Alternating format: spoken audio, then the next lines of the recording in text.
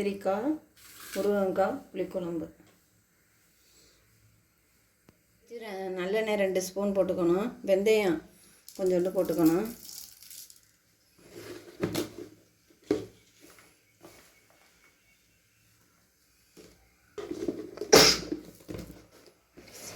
இங்கே தெரிக்குது இப்போ.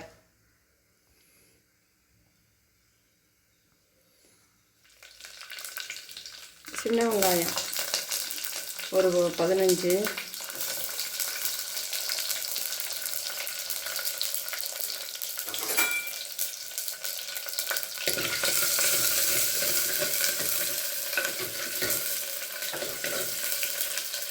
தக்காளி 2,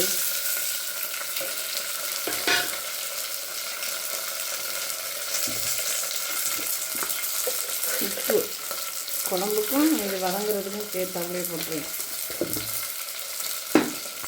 2 கரண்டி. இது வதங்கட்டும். புளியை ஊற வைப்போம்.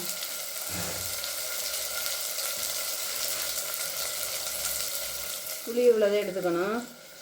எடுத்துக்கிட்டு ஊற வச்சுக்கணும்.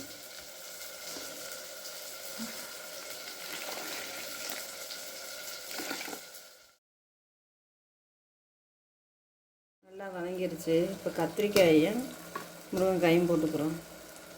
கத்திரிக்காயை 4 அப்படி பிரித்து இப்படி போட்டுக்கணும். அப்போ தான் டேஸ்ட்டாக நல்லாயிருக்கும்.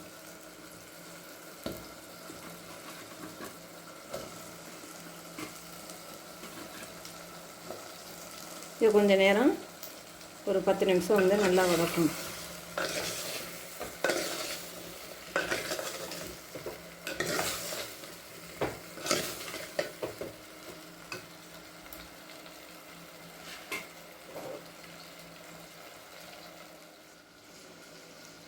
ரெண்டு ஸ்பூன் மல்லித்தூள் புளி கரைச்சி வச்சுருக்கேன். அதில் வந்து 2 ஸ்பூன் மல்லித்தூள் போடணும். மிளகாத்தூள் போடணும். மிளகாத்தூளும் 1 ஸ்பூன் மல்லித்தூள் புளி எல்லாத்தையும் கரைச்சி வச்சுருக்கேன்.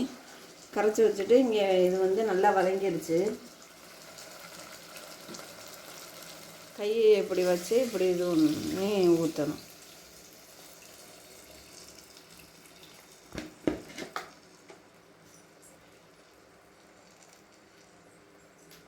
வச்சுருக்கோம். இது வந்து நல்லா கொதித்ததுக்கப்புறம் நம்ம இறக்கி வைக்க வேண்டியதுதான். கொதிச்சிருச்சு. கத்திரிக்காய் முருங்கைக்காய் புளிக்குழம்பு நல்லா கொதிச்சிருச்சு. இப்படி நல்லா மேலே வந்து எண்ணெய் மிதக்கிறதுக்கு அப்புறம் தான் ஆஃப் பண்ணணும். இப்போ எண்ணெய் மிதந்துருச்சு மேலே. இப்போ வந்து ஆஃப் பண்ணிட்டோம். சாதம் ஆஃப் பண்ணுறேன். சாதத்துக்கு நல்லா ஊற்றி சாப்பிட்டா அவ்வளோ டேஸ்ட்டாக இருக்கும். மண்பானையில் வச்சதுனால ரொம்ப அருமையாக இருக்கும்.